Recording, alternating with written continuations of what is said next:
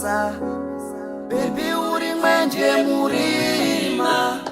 Oh guys, you get even a few songs is such a tanga so that this one is a banger. It's ndo ibisa. Baby uri mwenje murima. Andifenda kusia. Yo. Let's get. Andifenda kusia. Ushika narini. Uchirikurangarira ere paye. Tichitengesa mafrisiti zvisingafaye. Tichimira edu tiri pamusika. Vese rambe Nyathi so utenge macharamba vakataka kuimba. Iwe wanyasa kunzenzenzerwa so inzonzi wanyasa kuimba unge munhu agara ari music ina zvinozvanzi. Uchikurangarira ere paya.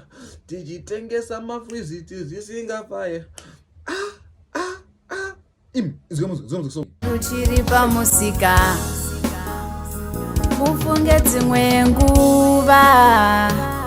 Tairara nenzara. Tichiswera nenzara. Zvinhu zvakaoma. Saka tapinda Musvitsa. Titenge Ishe. Vatisvitsa pano. Kwatabva zvanga zvakaoma. So guys, I don't know if I can finish rating this song, but this song is so emotional. To those who don't understand the background of Nyathi, they were living muchihoki muchimkuku chichiunderstand vachirara nenzara zvinhu zvakaoma vasina chikafu chekubika vasina mafuta vasina hupfu vasina chupa mwana understand those zvinhu zvavaratidza kubudisa munyaya yemustori. So if you don't understand their background you won't even relate to this song. That's why the people that are fighting each other each song chikuboa this and that, but this song is a very nice song, man. It's a very nice song. I don't want to lie. So emotional, man. Like they're clearly like talking about like a life yavo kwayakabva from A to Z yakazochinja sei, you understand? So so emotional, man. Titenge Ishe. Vatisvitsa pano. Kwatabva zvanga zvakaoma. Patakadanana taisafungidzira nenzara tichazokangwaya. Vana chitiseka vachigaya tichasiyana. Moyo muti wangu vakamerera pauri. Tiri mugugu. Taingofara wani. Tichipfeka hembe wani. Life yainge yakaoma. Zvishua Mwari vakapindura. Kunyengetero. Wow. Manzwere baking ra Nyathi.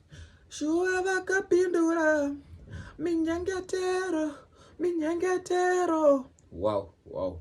Kana fungo uri kutambura kune vanhu vakatambura nevanhu vari kutambura kunzo. Mawan.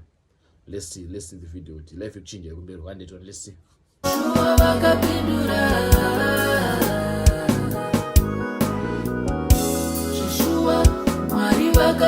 Vakapindura. Kunyengetero. Shua vakapindura. Ndokuwisa. Baby uri mwenje murima. Andifenda kusia. Wow.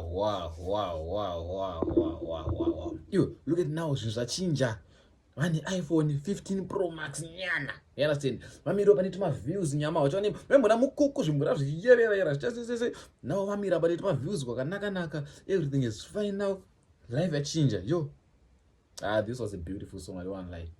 This is very beautiful. Guys, ngakudisturb kuona chipeze myasoona but ndagumira react panapa. Peze mone song. Life can change anytime. If you are pushing content, keep on pushing, man. Whatever you're doing, keep on pushing, man. You understand? Let's continue the song.